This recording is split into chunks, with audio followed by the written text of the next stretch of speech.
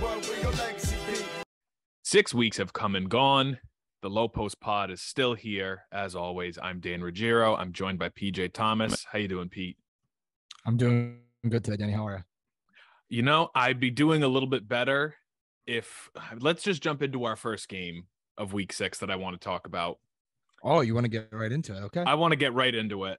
To the Rhode Island Warriors. As everybody can see quick, I did sell out for a polo. So in case anyone's wondering. I want to say to the Rhode Island Warriors, I give you guys as 13-point underdogs. You win and you get mad at me. That's fine. But I have every right to get mad at you when I favor you by 25 points against the Bogy Kicks, the 0-5 Bogy Kicks. And it takes 50 points from Gian for you guys to win this game by 3. So, Pete, we're getting right into it. It's Warriors taking down Bogy Kicks 91-88. What do you think? I mean, he can't. I mean, I guess he can because he has been, but he just kind of has to throw everybody on his back and keep doing what he's doing. But, you know, we tried to give them the credit that they finally earned, and then they give us a little scare like this. So I don't really know what happened. I know that the interns are all saying the game that they're looking forward to watching next week because they think it might be close as us versus Bogy. So I don't know why they're all of a sudden riding the coattails of an 0-6 team, but you know, I don't think this one should have been as close as it was. I mean, I think everybody would have favored Warriors by more than 10 at least. So it's a little concerning because you've played very well against much better teams. And so for you to struggle this much against a team that legitimately is struggling to even put the ball in the hoop, it's a little bit concerning to me, but you know, I think they're going to be okay. It could have been a trap game, honestly. Like they just could have been like, screw it. And you know, what it is. And, you know, we've had trap games like that before. Our first game of the year, we struggled against the Lincoln 18ers, and you know, it's whatever. It's not, it happens, but this isn't the time that for the Warriors that they should be collecting any rust because they need to stay hot right now. Gian clearly is, but I don't know about the rest of the guys, so they got to pick up the slack. Yeah, I think looking at this game and watching this game, it kind of reminded me of, do you remember the winter 2019, our first season? We lost to the Swish Kebabs 99-97. And it was like one of those top 4 teams in the league against one of those bottom feeders of the league. And you're like, what the hell are these guys like doing in a close, high scoring game against this team of scrubs? And it's like, right. No, I don't want to necessarily call some of the guys on the Bogy Kicks scrubs because some of them did have very good games. Chase Banks, 28 points. David Dupina shows up with 6 minutes to go in the third quarter, and he finishes the game with 21 points. So it's like what I was saying last week, where if you get your 3 best guys there for a full game, like you wonder what's going to happen. I wasn't expecting as close of a game against the Warriors, but it's like, if David Dupina's there all 4 quarters, what does this game turn into? No, and I think that's what's scary for the Warriors, right? Is he's arguably their best player when he's there. And you barely won a game where he was there for less than half of it. If I'm Gian, I'm concerned because not of what he can do on the offensive end or the defensive end, because as we know, he's literally speaking himself into the MVP conversation, right? Like he's just doing it. 50 points, 8 rebounds, 4 assists, 4 steals, a block. I don't know what else really he can do besides maybe shoot a little better from 3, but when you drop 50, who cares? Yeah, when you're scoring more than half your team's points. I mean, like Hachi and Sergio and Henrique also had great games, like decent games as role guys on that team, but you know, and I think you miss Correa here a little bit. You know, player of the decade, right? We talked about that a little bit. We found that over David Duke, who Providence Journal had Charles Correa as their player of the decade for Rhode Island high school basketball. Yes, and in second place was NBA player David Duke. So I mean, credit to him. He's a good baller. We've known that, and I think you miss him a little bit here because he's probably your second first or second best scorer. He's right there with Gian. So not having that's a little bit difficult. So maybe you can kind of chalk it up to that. But if I'm the Warriors, I'm happy we got a win, but man, am I nervous about, what that means the rest of the way. If God forbid something happens to, Charles or anything, or Gian, not that you would ever wish anything, but what happens if Gian can't be there or he gets hurt or something like that? What are they going to do? And so I'm a little worried if I'm them. Yeah. You wonder, they get the 18ers next week. So you're hoping it's a little bit of like a bounce back for them and they actually like play up to what we've come to know as their standards. But if they're going to be one of those like 3, 4, 5 seed teams come playoff time, you got to wonder what it's going to be like in a matchup like with, say, the Werewolves, because they don't play them in the regular season. So if the first time they see the Werewolves is in the playoffs and you've got a team like the Werewolves that are seasoned in playoff basketball, you wonder what it's going to be like for the Warriors. I mean, even like we're going to talk about this a little bit later, but what happens if they have to run into the Ozone boys early in the playoffs, right? Like, I know you beat the Ozone boys, but that was a pretty close game that they beat them by, though. I think 6. I think it wasn't too much. What happens if you got into the Ozone boys who are having a tough regular season, but have been through the playoff grind already? Like that for me, that's a tough, like, if you're going to start struggling, now is not the time to do it.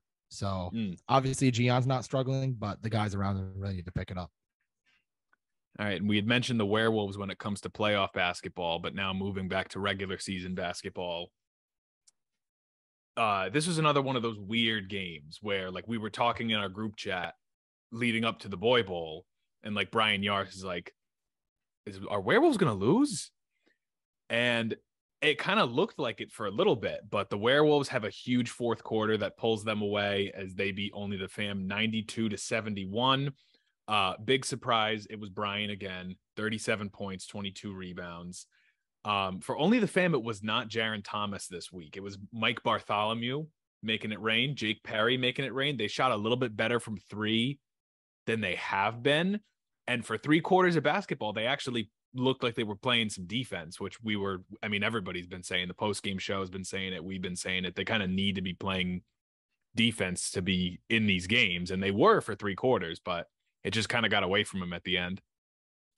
I mean, the Werewolves have exactly what everybody kind of has been saying about us and why we're 6-0. The Werewolves are the same exact way. Like, they can close out a game, if you give the Werewolves any life in the fourth quarter, it's over. Like, you can't give them any life in that fourth quarter. So yeah, we're 6-0 because we're able to close out close games, and we're able to, all right, yeah, fourth quarter rolls around, we're down by 1, let's go win it. We know we're gonna win it. And the Werewolves are the same way. They're that season. They might not be as talented or as deep as some other teams, but they know how to get it done. And if you have a team that knows how to get it done, you have to keep your foot on the gas for all 4 quarters. And if you don't do that, you're not going to win. The teams that have been able to beat them have kept their foot on their throat for 4 quarters, and that's really it. But what are you going to do when Brian Hessen's dropping 40 and 25? I mean, not the exact numbers, but just about. So, I mean, how do you beat that? How do you realistically beat that? And the answer is you don't. He's a multiple time MVP in this league. He knows what it's like. He knows how to close out those close games. He knows how to win games.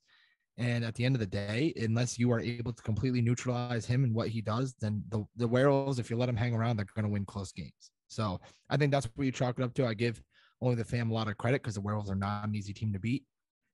But, I mean, at the end of the day, I think the Werewolves are a better team. So I'm not too surprised that they won. Yeah, I think the other thing I want to touch on, which I noticed this a little bit in last week's games, and then I noticed it in this week's games as well. I'm kind of starting to dig the Jared Gansert to Connor Harrington connection that they have going on with this team. I know I'll come out and say it. I'll come out of the shadows. I was the one who did tweet the "We Will Adopt Your Baby" post on the Duje's Boys Twitter that everyone seemed to really like. But it seems like every other highlight, when it's both of them on the floor or it's a highlight involving one of them, Jared's like getting some good passes off. He's throwing lobs to Connor. He's throwing like no look behind the back passes to Bryan. Like he's doing some shit that's not showing up in the stat sheet. So I need to give him a shout out because it's fun to watch sometimes. You know, he went from his first season, the first season that we were there, playing the same exact role that I do, where if it's a close game, you probably not putting him in the game, right? And now he's like starting and actually making a contribution. So I give him a lot of credit. He's actually gotten a lot better. He's making a little bit of a name for himself. Probably won't win it, but a potential eye for most improved player, just because he literally went from scoring 2 points a game to now he's dropping in the double digits. So, you know, good for him. He deserves it. And, you know, he deserves to help them get to some wins. All right, we're going to move over. I'm going to save our pick and Joey's pick for game of the week as the last two games. I mean, I think do we cover the Boy Bowl last, or do we cover the real game of the week last? I'll take the Boy Bowl last. Yeah, absolutely. It's our podcast. Right. We can be biased. So we're going to go over to Sin City and the Lincoln 18ers. Sin City ends up taking this one by 14, final score of 79-65. Before we say anything about it, I want to come out and make an admission here. I have heard so many conflicting pronunciations of a certain player on Sin City. I've heard Joey go by Devon Pina. I've heard other people. I've heard the intern say Devin Pina. I think Devin Pina is what I heard first, so that's what I ran with. I don't know which one it is. I would love someone to give me some clarity on what it is. So I'm just going to say Pina. But he leads the way for Sin City, as he has been the last couple of weeks. 37 points, 17 rebounds. One crazy highlight, which I had sent in our group chat. He nutmegs, what's his name? Tom Carroll on the Lincoln 18ers, and then pulls up from just past half court and nothing but net. And you just hear Tom Carroll go, "Did you get that on snap?" And he just looks so defeated. It was the funniest thing. I think you heard his girlfriend or someone in the background go, "Shoot it, baby," and he drained it. So I think he had some support in the stands. You know, I think his rightful nickname should be the third Morris brother or Booger Cousins, because that's who he resembles mostly in his game. You know, just in terms of you know, some doppelganger stuff there, but no, all in fun. He's very good. He's actually pretty quick for a big dude like that. You know, and he's a key piece for them. When he has an off night, they struggle, but when he's on, they play really well. And their point guard is Taj, right? Eddington. Yeah. He's very good too. And, you know, he just kind of muscles it out down there. He's a big boy, you know, not in height, but in stature. He is a strong dude. So, you know, he's able to get to the hoop, shoot the ball. I really like him as a guard. You know, I think they're going to be a tough outcome playoff time for sure. As Shane likes to call him, you know, they have Stan sitting coming off the bench, and you know he's able to contribute a little bit. I believe that's Justin Titsworth, and you know he can hit some shots too. So I think they're going to be just fine. You know, we the Duje's boys gave Garen Megradici an honorary Duje's boys jersey the other night, so I think we might be stealing a player from you guys, but you know, I think they have a good team all the way around, and I'm excited to see what they do in the playoffs. It's going to be a good matchup with whoever they go up against. For the 18ers, it threw me off a little bit because I watched all the highlights of this game probably 2 or 3 times, and it looked like they shot. I mean, granted, I know the Snapchat feed is only really showing the makes and not the misses, but the box score says they only made 9 threes, and looking at it, it felt like watching it that they shot better than they actually did. They shot 9 for 41 from 3. Lincoln did. Yeah, Lincoln did. Yeah, that's pretty tough. Yeah, I mean, that's a terrible shooting night. Let's call a spade here. 9 for 41 does not sound great reading it off the stat sheet. So, I mean, you have the usual guys at the top, you know, with Reddington, Chris Adams, Ryan Musket. Then you have Ethan Cloutier again, who shot 40% from 3. But when you have Chris Adams going 3 for 13 and Ryan Musket going 2 for 11, and you know even Brennan Reddington 1 for 6. I mean, what does that do? How does that help you? And, I think I've said this time and time again on the podcast. I think they have too many guys who try to play the same role, and it just does not work out for them. Guys need to adopt other roles. You cannot shoot 41 threes in a game if you're only going to hit 9. If you're going to hit, double digits, maybe it's a little bit better. It looks a little bit better, but you can't go 9 for 41 and expect to win games because everyone's trying to shoot threes and get theirs. You have to adopt different roles and get to the hoop and do what you got to do. So that's my criticism for them. I mean, again, I don't want to take anything away from them. I don't think they're a bad team. We favored them in a few matchups, but they just have it's like if you had a team of everybody who was like Jaylen Brown, like how would you successfully win a championship? You could never do it because they all play the same roles. So, I think they some guys have to swallow their pride and do a little bit of a different role for them if they want to make a deep playoff run. But, right now, I don't know how realistic that looks. Yeah, it's definitely you wonder what they could be if they were a little bit more sound in their game plan, because they've got like 4 or 5 guys that can score in double figures on a given night.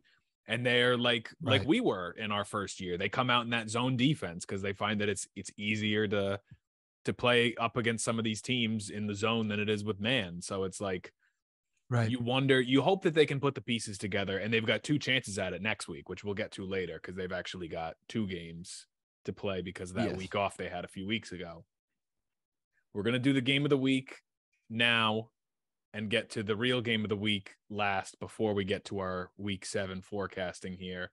But the game of the week was Lob City against the Crooks, and Joey does not live to get a win against Lob. I don't know. Has Halfway ever beat Lob? Not that I know of. Yeah, not that I'm aware of either. But, I mean, regardless, they don't beat them again. Final score 71-60.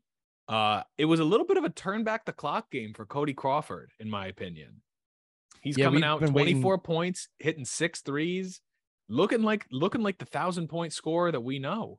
I said we've been waiting on a rookie card Cody game this year, and I think this was the one for him.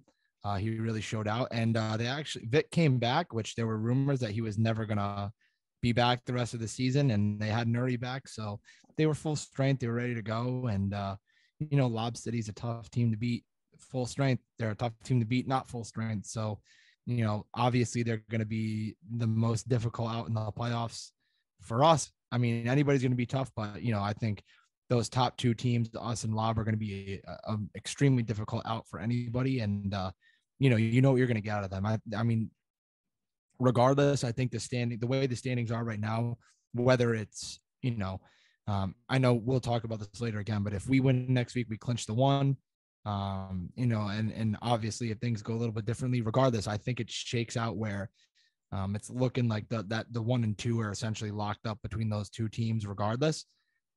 So, I mean, yeah, definitely a turn back the clock game for Cody, and Spence Freeman did hit 2 threes, Danny. He dedicated those to you, I heard. So, oh yeah, that's what I heard too.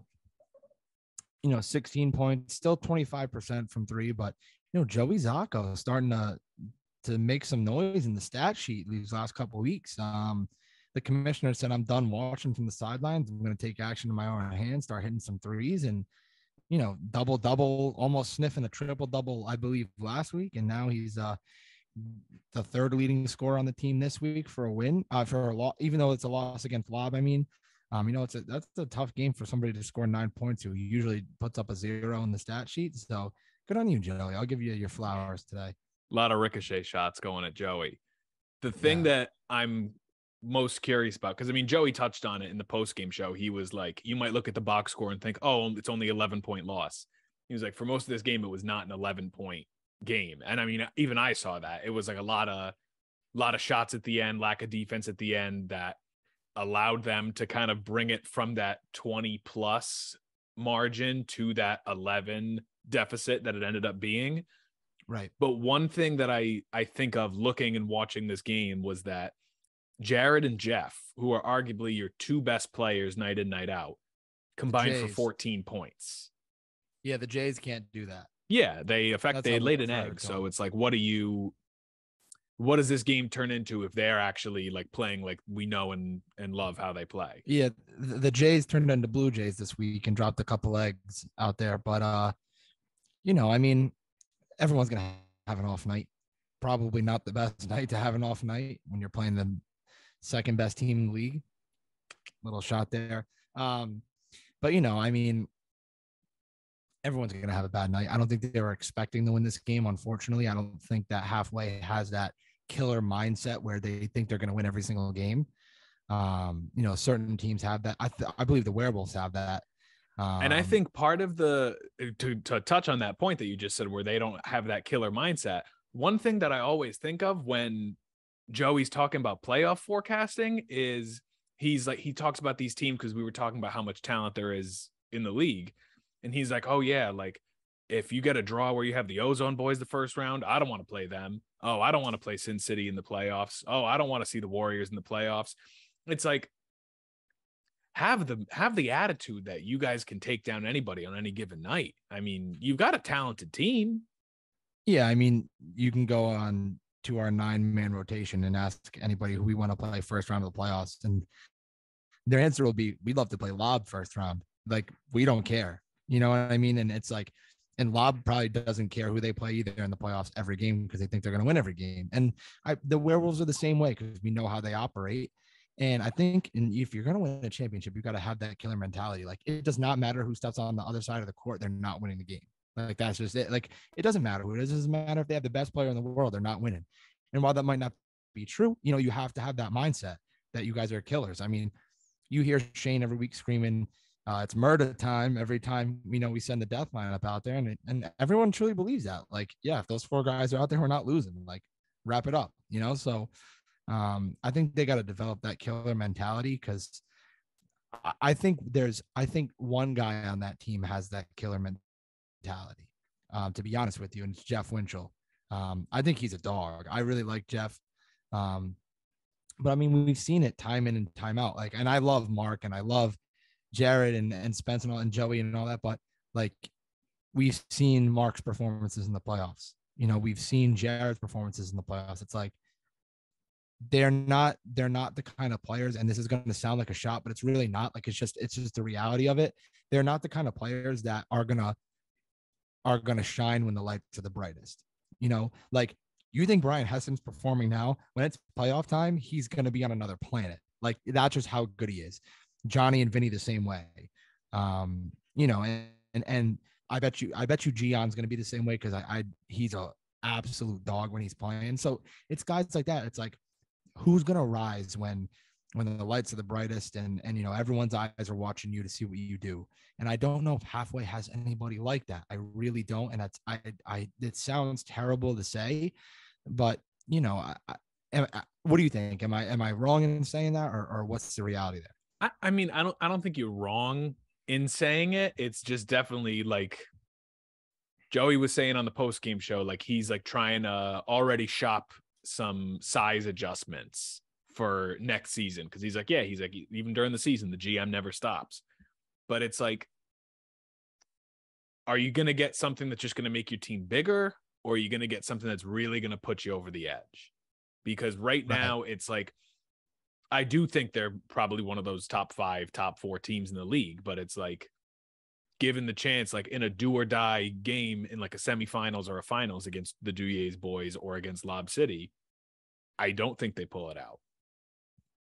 No, and again, I don't want to sound like we're taking shots at them. It's just like, you're right. Like, I feel like they're always looking for that next thing, that the next player that they're gonna, scalp from another team that's gonna make them better. Like, yes, Jeff was a great addition to the team, but you can't be looking right now. Like, you have to be focused on what you got and what you can make work. Like, look at us. How we're not the biggest team. Shane's not the biggest guy in the league by far, and he's not even in there usually when our best lineups out there, and he knows that. Like, that death lineup is one of the smallest lineups in the league, and that doesn't matter. You can't worry about things like that. You have to go out and get what your team needs, if that's what you're concerned about. When we added Bryan, it wasn't because, we want to add, a short guy who can handle the ball. Like, no, we needed a guy who had fantastic basketball IQ that could run the point and give Johnny a break. Like, that's why we got Bryan. So making your team bigger does what for you? You need to make your team better at the things that you lack. And I think 3-point shooting is a struggle for them. I don't think size is a struggle because Jeff is one of the best big men in the league. Like, I don't think that that's the problem for them.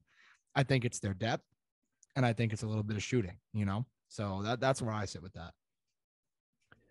All right. Well, you had just touched on it, like us adding players, how the Duje's boys are doing what they do. We're going to move on to that. We got a team full of dogs taking down a team full of puppies. Maybe we say. It's the Duje's boys and the Ozone boys. It's Boy Bowl 3. The good boys end up winning 83-74. We don't cover that spread that Shane said at 13. I think mainly because of that third quarter. Yeah, it was an off third quarter. Yeah, it was. Sure. I mean, it was a 10-point game at half, and I was like, "Oh, this is going to be great." And then they went on a little run. They bring it a little closer. I don't know. Did they take the lead in the third quarter at all?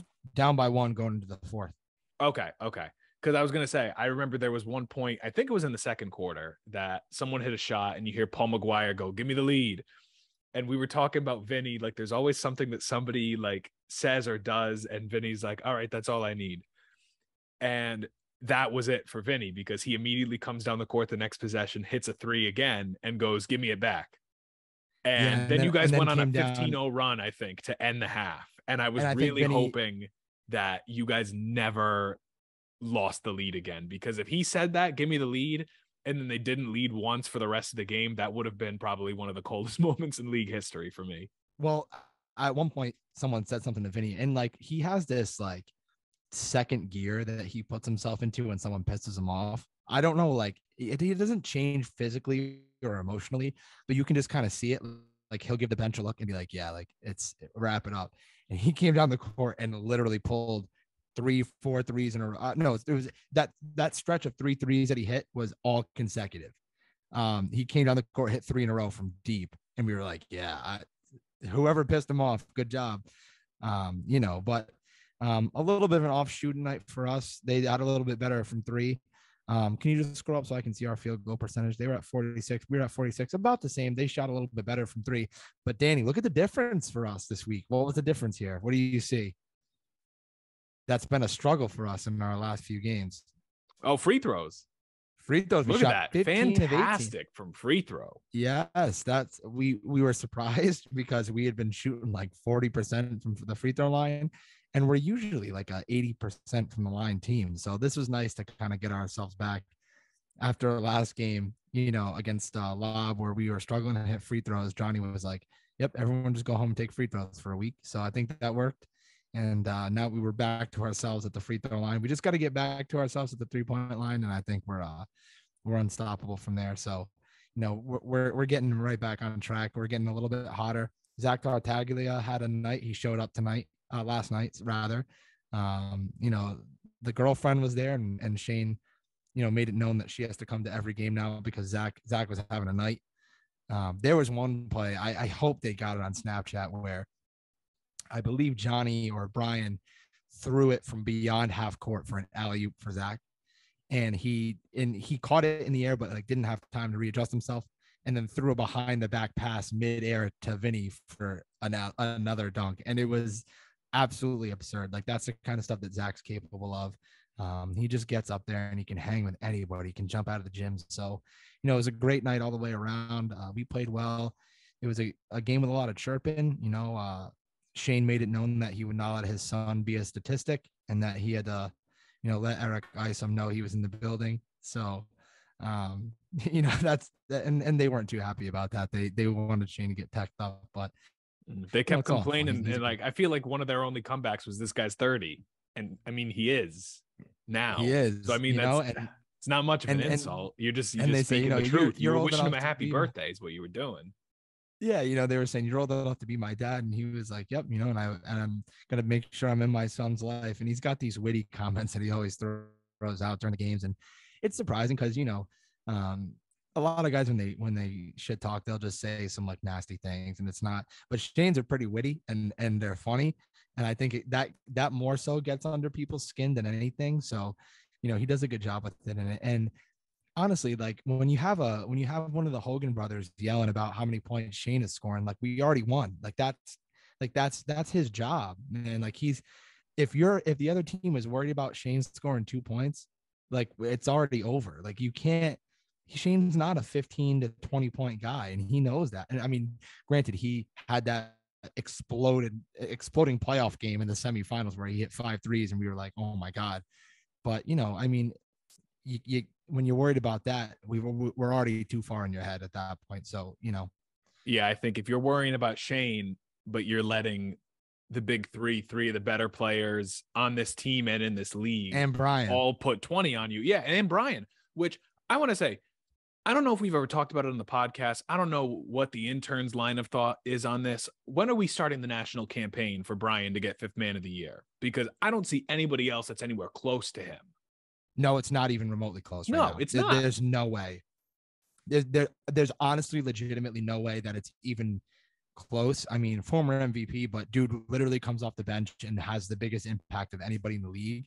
He comes off the bench and everyone's like, oh shit, the death lineup's in. And for a guy coming off the bench to be considered in that, I'm going to say it, the best lineup in the league right now, wrap it up. He's got to take that Brendan Degnan award home, So I think he's the front runner for it. And I'd be absolutely shocked if he doesn't win it. But, he probably doesn't really care. He just wants to win a championship. It's what's on his mind. So shout out to the Ozone boys. They kept it close. They did a good job. We battle test them a little bit. They do like to flop a little bit. We noticed that, but we learned some new things about clear path fouls, so I guess that's. Oh yeah, didn't they try to call one? Yeah, and the Ozone boys weren't too happy that they didn't call it, but I can't remember. You gotta know that. That's your league history there. The halfway crooks have made a staple of the clear path, not a clear path foul. Yeah, I can't remember in the 4 years I've been in the league if there's ever been a clear path foul called, and if it would be, it'd be on halfway crooks, right? Someone's getting paid behind the scenes there, but it's whatever. We end up getting the win at the end of the day, and a win is a win. We'll take it 6-0, wrap it up. Yeah, and that's it for our week 6 matchups. And the Ozone boys don't get a win. A loss is a loss, but they have 2 chances next week to get a win, and we'll talk about those. But I think we stick with the Duje's boys for week 7. First, we get this one out of the way. It's the 6-0 Duje's boys against the 0-6 Bogy Kicks. You were saying we need to get better at shooting. I don't see there's no better practice, I think, than against the Bogy Kicks. Let me tell you something. One of the interns said that they're looking forward to seeing this game. Honestly, I'm not going to lie. I kind of like the love there because you've got clearly better games for game of the week. You've got like Lob Ozone, you've got Lob Jr., or you've got Werewolves halfway, 2 of the original franchises of this league matching up. But you're gonna pick the undefeated against the defeated because they almost squeaked out a win against a pretty good team. Yeah, and it's like, yeah, if we lose this game, all credit in the world to Bogy, but I'd be willing to bet my house that we win this game. I mean, like I said, we're confident with anybody. We're not going to take them lightly because the minute you do that is when you let them back in the game, right? And I think that's what the Warriors did. We're going to treat it like we're playing lob. So, have fun to the guys that are out there because I might be on the court this week. And if you see me out there, then the game's done. So, yeah, the other thing about this game, which I'll touch on this and then I'll touch on like a key to the game, if you will. If the Duje's boys win this week against the Bogy Kicks to go 7-0, they officially clinch the 1 seed because they can lose week 8 against the Werewolves and Lob can win. They both be 7-1 and Duje's boys have the tiebreaker. So you win this, you got the 1 seed. Hey, so there's a lot on the line because if we win this week, then a little special guest gets to play a lot more in week 8. Yeah, I think that's got to be the name of the game. You win against the Bogy Kicks and you let Dan Ruggiero take 30 shots. The mullet man himself, he's gonna be coming out ready to go. But you can't look past this week. It's too important. Week 8 against the Werewolves, you might see us start a lineup of me, Verducci, Nate, and Danny. So if that's the case, Werewolves have a blast because we're probably not coming out. But yeah, I forgot we got to set spreads. If I'm gonna set a spread here, I'll give the Duje's boys the 25.5. which we gave the Warriors so generously last week, and they said, no, we don't want it. Only reason it might not be that way is like I said, if you see me in there for more than 5 minutes and the game's way out of hand. So, and I think the key to the game is when you look at like the Sin City game where you have Pina on Sin City, Devon Pina, who's averaging like 35 and 15 on the year, and he comes in and puts up 14 and 6 against the Duje's boys. And if you take a team like the Bogy Kicks, who kind of live and die by getting inside with Chase Banks and David Dupina, they kind of live and die by being able to get to the rim. So you wonder, like, what's the Duje's boys defense going to do there? So I think they're going to stifle them. I think it's a 25-point win at least. You know, Matt Bogy's been like really scoring these last 2 weeks. And it was an efficient 20 points this week. So last time we played against Matt Bogy was when he was on the Werewolves, and he was guarding Vinny and tried to tell Vinny he was too small. And Vinny hit 4 threes in a row. And we were like, yeah, we probably shouldn't have done that. So why don't you match up with Vinny this week, Matt Bogy, and we'll see how that one goes. I'm going to put, if that's the defensive matchup, I'm going to say Vinny drops 30. Yeah, I'd be willing to watch that any day of the week. Okay, so I'm going to move to the first matchups of the doubleheader teams. The first one is they're playing both at 7 and 9, so they at least get an hour break in between. I think that's very, very generous of Union boss Joey Zacco. But the first one, we have Lob City against the Ozone boys. It's 5-1 against 1-4. I said it earlier. It's Lob against Lob Jr. I still think Lob wins. I think Lob wins, but I think Ozone's got balls, and I think they're gonna play to win this game because that'll be a huge statement win. Look, if you had won last night, it would have been a huge statement win. If you win against Lob, that's a equally as big statement win. I will go out there and say that because I think best case scenario for the Ozone boys. Lob hasn't lost anybody but us. Lob hasn't lost anybody but us. So they're just as, they're right there. They're just as good. And so you got the two best teams in the league back to back. You win one of them, that's a win. That's a win. Yeah, I think best case scenario for the Ozone boys is you go 2-0 this week in your 2 games, but I think most realistic scenario is you go 1-1. You lose to Lob, you end up getting the 18ers. Yeah, I see them probably losing to Lob. I don't think Lob doesn't let games go. They don't get themselves into trap games. But I'd put Lob as like 10.5 point favorites. Yeah, I'll give him 10.5. Yeah. So then the other 7 p.m. game, the other first of doubleheader, we have the Warriors against the 18ers. Another one of those matchups where if you're the Warriors, like, do I want to favor you too heavily? Because I favored you very heavily against the worst team in the league, and this is what you did with it. So it's like, what product are we going to get? 6.5. Yeah, 6.5 I feel like is fine. I think it's we talked about the 18ers. These are 2 teams that like to shoot a lot. Gian shot 22 threes on his own against Bogy. And then you've got the 18ers who shot, I think, 44 threes in their loss last week. So it's like, Gian, this is not a reflection of you, this spread. If we were betting on your points, we would set it at like 35. But however, because your team has been struggling to separate themselves in these games and they're letting them get close, we're going to give you one last benefit of the doubt and set it at 6.5 here. And you gotta do us a favor on this one. So if you let this one slip, we're going to have to go back to not favoring you, but we'll see. I think you guys are going to pull it out. Well, I think it's who do they have? They have the 18ers this week. And then I think only the fam to close it out. That could be another good game after we see how they played with the Werewolves. You never know. If I'm a betting man, I'm betting on the Warriors to win out because I think they're that good. And I think so too. Charles back, especially if you get Charles back. They clearly don't need Kevin Figueredo, so screw it. He's done. Wipe him out of the equation. They get Charles back, and he's game ready. They're gonna be good, dude. I don't see them losing the rest of the way. Capping off game 2 of the doubleheader at 9 p.m. It's Ozone boys and Lincoln 18ers. They're both 1-4 now. they both have potential to be 1-5 come 9:00. But somebody's coming out of this week with at least 2 wins. I'm going to say Ozone here. They're a much more seasoned team. They're a much better team than their record shows.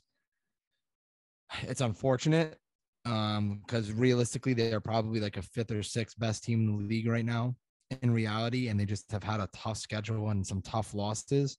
I'm going to say Ozone comes out of this game regardless with the win. Regardless of what happens in the 7:00 games, I think they come out on top at the 9:00 game. Yeah, I wonder, like, the 18ers are one of those teams where it's like they're also probably a little better than the record shows. I think they probably could have won that game against Only the Fam, which was their second loss of the year. But it's like, it's a matter of putting all the pieces together. But I don't think they have the pieces to beat a team like the Ozone Boys. Right. I agree with you here. Mm. What do you want to, what do we set the spread out? Oh, we didn't set one for this one. For this one, let's go Ozone. Let's go 10.5 for Ozone.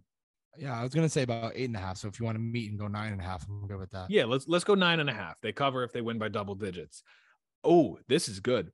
We're going to take it to a team now that actually not backdoor covered. The Werewolves almost backdoor covered against them this week. We set the line at 21.5 for Werewolves against Only the Fam. And Only the Fam blows it in the fourth quarter and loses by a 21. So they still do cover. They still do win. But that's a good line, if I do say so myself. That was a good line, Danny. You've been getting a lot better. Yeah. That we had that one bad week. This week was a little bit better. But last 8 p.m. one week we were 100%. Yeah, 1 week we were 100%. I think that 1 week we were 3-2. It was just that 1 week that we were 1-4. Yeah, it happens. Yeah, that's life. And then this week I think it was either 3-2 or 4-1. I don't remember off the top of my head. But the other 8 p.m. game, or actually one of the 2 8 p.m. games, is Only the Fam and Sin City. I'm going to favor Sin City in this one, but it makes it interesting if Only the Fam comes out and plays like they did those first 3 quarters against the Werewolves. Yeah, I think Sin City's going to come out and show Only the Fam why Sin City wasn't made for you here and give them hell. So I'm going to take Booger Cousins here and Sin City and say that they win by 7.5. Because I think they've been playing really well. I think they've been playing really well. I think Sin City's been playing really well and that they're on a roll right now. So I think they get a win here. I think they're a better team all around than Only the Fam. I think the 2 bigs that they have down low are going to be able to kind of stifle them from getting to the rim. And, Taj is going to play a great defense on the perimeter. Justin Titsworth is going to play really well on the perimeter. So, I think they get a win here. I think it might be a close one towards the end, but I'm good with a 7.5. Even if you want to lower it down to like 6.5, I'm cool with that too. No, I feel like 7's a fine number. The other thing that I'm really interested in to see, and we'll touch on it next week when it's actually like the next matchup that Sin City has. But I feel like we've talked about how Duje's boys are always able to like eliminate the star power, like the best player on a team. And I feel like Devin Devon Pina's one bad game was against the Duje's boys. They have Lob City in week 9. So I'm really curious to see what he's going to do against them, whether it's we just matched up really well and like knew how to stop him, or because I think he's going to run circles around Only the Fam. I don't think Only the Fam has anybody big enough to stop him. Let me ask you a question to continue on that. Who is Ozone's leading scorer? Because if I'm correct, I believe it is Paul McGuire. That's a good question. It could be Paul McGuire. It could be one of the Hogans. Let me see. Well, I know we held one of the Hogans to 2 points and Paul McGuire to a lower number than normal. I'm curious to see if the Duje's boys held true to what has gone on all year and eliminated their best player. Yes, but minimally. Paul McGuire's averaging about 17 points on the year, and I think he had 14 in the Boy Bowl. So, I mean, you took him out, but you also had some guys that were scoring above there. Who's next on that list for them? Who's next on that list? I'm pulling up the box score so I can compare it. Yeah, I want to see who their second leading scorer is. Pat Hogan. And I he believe had 22 points and he averages 15. So maybe a little bit less so of a killer game, I guess. But yeah, for sure. Yeah. Okay, so that was only the Famson City. We said what, 7.5? Yeah, 7.5. Okay, 7.5 for that one. And then our last one, which I believe is going to be game of the week because it is a matchup of two of the original franchises of this league. It's the Werewolves and the Halfway Crooks. This one could have some playoff implications. It's 4-2 against 3-3. So you could either have the Werewolves really pull away and get one of those 3 or 4 seed spots, or you could have Halfway notch them both up at 4-3.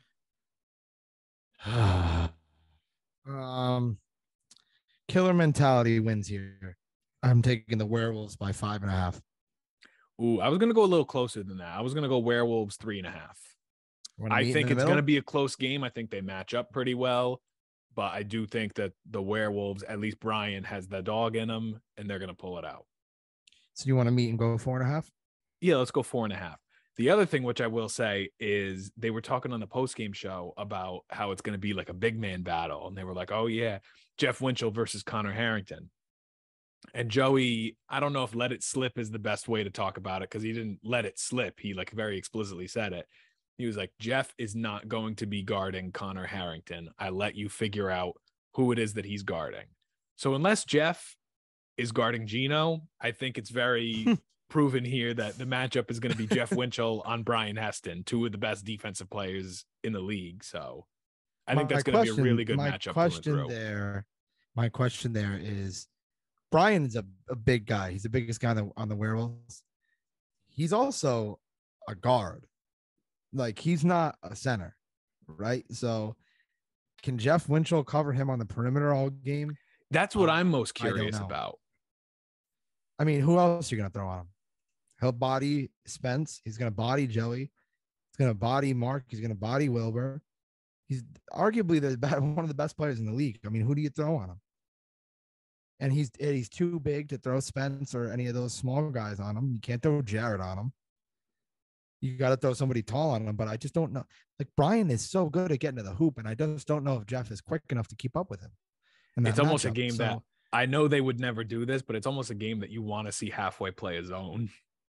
Because I feel like a zone might favor them well here. It might, because then you potentially eliminate that drive and kick from Bryan to like a Gino or a Jared Gansert, right? But now you got to watch for the back door from Connor Harrington, because he's a tree moving through there to get those dunks. So they got the Twin Towers in Heston and Harrington. I mean, yeah, you know what they say: the mailman comes knocking, you tell him come in the back, the front's locked, and that's what Connor does best. Exactly. So, so I think the Werewolves take this one here. I think they got that dog in them. We know that they do. And I'm going with the 4.5 line. And I think Bryan drops 35. I'm going to go 35 and 17. Okay, that's fair. Pick. One other thing I want to talk about, because this actually does concern a current Halfway Crook. It also concerns a current Duje's boy. And I want Joey to be aware of this. I think either last year or 2 years ago, Bryan became the second player in the Rhode Island League to reach 1,000 points in his career. Cody was the first, and then Bryan did shortly thereafter. Heston? Yeah, Bryan Heston. Okay. And Cody got a graphic. Bryan never got a graphic. I want Joey to be made aware of the fact that this year you potentially have, or you at least have one, but potentially have two more guys to enter that 1,000-point club in the Rhode Island League this year. You got Jared Hansen on the Halfway Crooks, who I think he's like 20 points away from 1,000 career points. And then you got John Kutu. And I did the math. John's at 914 career points. I think if they go to the championship this year, if the Duje's boys at least go to the finals, that's a lock that John's also 1,000-point career scorer. So I think Joey's got to be made aware of that. He's got to be ready for the graphic when the time comes. Johnny needs a graphic. And if Joey doesn't make him one, I'll make him a graphic. You know what else John needs? An MVP. He does. He needs an MVP. He has the one that matters. He does exactly. Have the finals MVP. He's got the finals MVP. He's got 2 All-Star game MVPs, but you never give him his due. Okay. But to close out, it's almost playoff season. We have kind of a log jam in the middle of the standings. If you take a look right here, I want to know this middle of the pack. I want to know what your ceiling and floor for all of these teams are. Like your best case scenario, worst case scenario for through the end of the playoffs or through the end of the regular season. From today to the end of the playoffs. Let's go because we know what Duje's Boys and Lob ceiling is. It's obviously championship. Let's go 3 through 6. Let's go Warriors through Sin City, because that's the rest of the competitive group, I would say. I want to know what you think each team's ceiling and floor is. Like, what's their best case scenario? What's their worst case scenario? Worst case scenario, Rhode Island Warriors get bounced first round. If they come out in flat and they come out and, Charles isn't ready to go, and, potentially Gian might have an off night, it's going to come at some point. Your worst case scenario is a first round exit, which I hate to say, because I think they're better than that. And I think your best case scenario is a semifinals appearance, to be honest with you. I think they have a chance to make it to the semis. I don't see them winning the championship or getting there, but that's their best case scenario for me. It's a semifinals exit. I'd be happy if I'm them with the semifinals exit here. Just because I don't think that they're ready for a championship yet. Obviously, Duje's and Lob City have both been there, done that. So that's their best case scenario. Worst case scenario for them is losing a game in the playoffs for Duje's and Lob. Just to touch on that, if either one of those teams loses a game in the playoffs, that's your worst case scenario. Neither one of those teams should expect to even remotely think about losing a game until the finals. But for the Warriors, that's me. First round exit and semifinals appearance. Yeah, they are a very good team. I think Joey was saying that like they've kind of proven that they're like kind of far and away the third best team in the league. I don't think that's the case. I still think that the Werewolves could take them on a given night. I mean, they are a good team that if it wasn't coming down to the fact that you'd have to face either Duje's Boys or Lob City in the semis, you could get to the championship. I still don't think you'd have to win, because even if you play 2 of those teams, you could beat one. You're not beating both. No, for sure.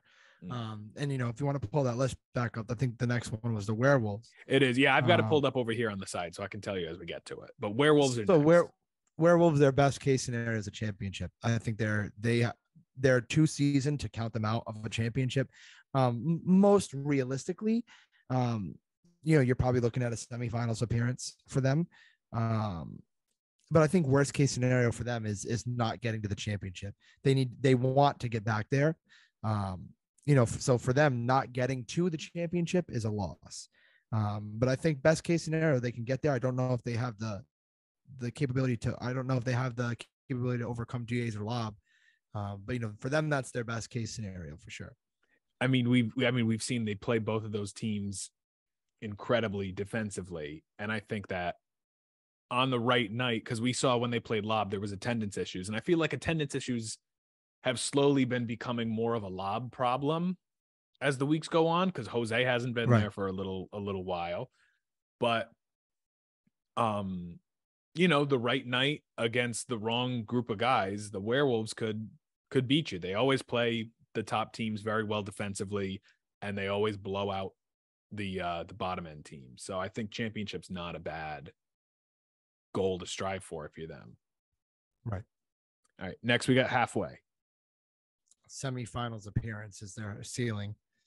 I don't think they're ready to win a championship this year. I mean, they could go out there and prove everybody wrong. I just don't see it.